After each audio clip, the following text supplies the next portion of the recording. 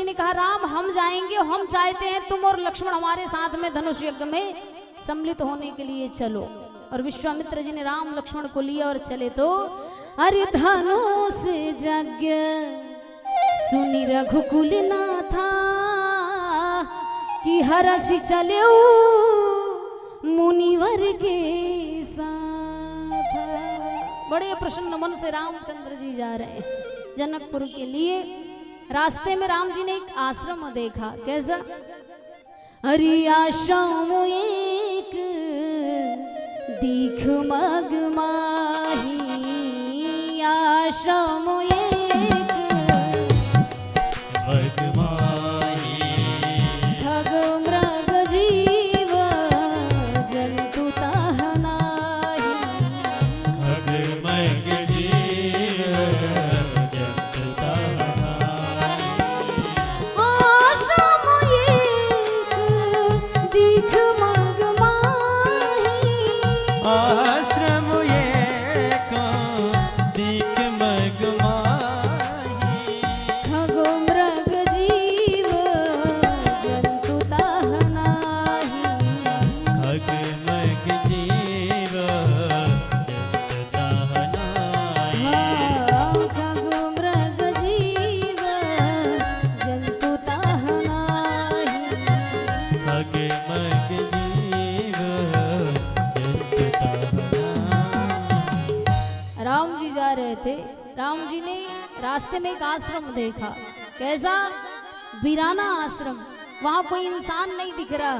इंसान तो छोड़िए, खग मृग पशु पक्षी कोई जीव जंतु उस आश्रम के दूर दूर तक नहीं दिखाई पड़ रहा है। रामचंद्र जी ने पूछा गुरुदेव ये कैसा आश्रम है? और वहीं पर एक भयानक सा पत्थर पड़ा हुआ है। रामचंद्र जी ने कहा गुरुदेव ये पत्थर कैसा है और ये आश्रम किसका है, ये वीराना क्यों है? तो विश्वामित्र जी ने सारी कथा बता दी। राम यह आश्रम गौतम ऋषि का है।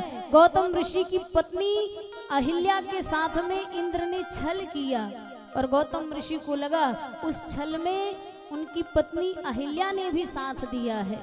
अहिल्या ने भी गौतम ऋषि को धोखा दिया, उनके साथ में गलत किया। तो गौतम ऋषि ने श्राप दे दिया अहिल्या को। क्या श्राप? कि तुम जाकर के पत्थर हो जाओ। राम ये अहिल्या वर्षों से आपका इंतजार कर रही है। राम ये अहिल्या सदियों से आपके इंतजार में बैठी हुई है, आपकी प्रतीक्षा में बैठी हुई है। राम ये अहिल्या कई वर्षों से आपकी राह देख रही है। रघुवर जाइए, जाकर के अपने चरणों की रज अहिल्या को प्रदान करिए और इसे इस श्राप से मुक्त कर दीजिए कि गौतम नारी शाप बस उपल देह धरि धीर कि चरण कमल रज चाहती कृपा करहूं रघुबीर। राम जाओ अपने चरणों की रज अहिल्या को प्रदान करो और अहिल्या को पत्थर से आजाद कर दो, उसे पुनः नारी बना दो। राम जी गए। रामचंद्र जी ने अपने पैर उस पत्थर से स्पर्श नहीं कराए, बल्कि रामचंद्र जी के चरणों की थोड़ी सी रज उस पत्थर पर पड़ी तो वह पत्थर देखते देखते नारी में बदल गया। बोलिए भक्त वत्सल भगवान की। आज उस पत्थर से अहिल्या प्रकट हो गई और अहिल्या ने भगवान की स्तुति करना शुरू किया। क्या?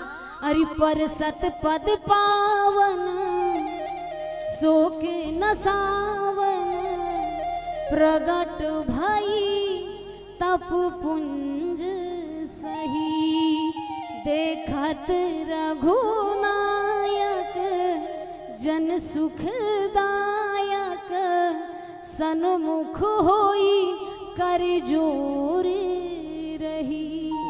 अहिल्या हाथ जोड़ करके प्रकट हुई। अहिल्या ने बारंबार राम जी का धन्यवाद किया। राम आज मेरा जीवन सफल हो गया, आज आपकी कृपा मुझ पर हो गई। राम जी मुझे लगता था कि मुनि श्राप जो दीना तो अति भल कीना परम अनुग्रह में माना। राम जी जब मुनिवर ने मुझे श्राप दिया था तो मुझे लगता था कि मुनिवर ने मेरे साथ में गलत किया। छल तो इंद्र ने किया था, लेकिन श्राप उन्होंने मुझे दे दिया। बहुत दुख हुआ था मुझको जब मुनिवर ने मुझे पत्थर बनाया था।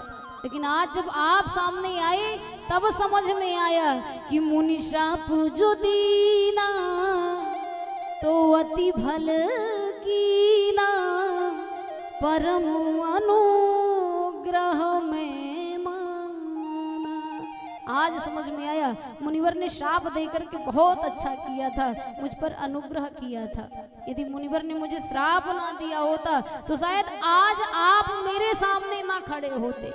यदि मैं नारी होती तो शायद आप मेरे सामने ना होते, लेकिन मुनिवर ने मुझे श्राप देकर के पत्थर बनाया तो आज मेरे सामने आप खड़े हैं। कौन?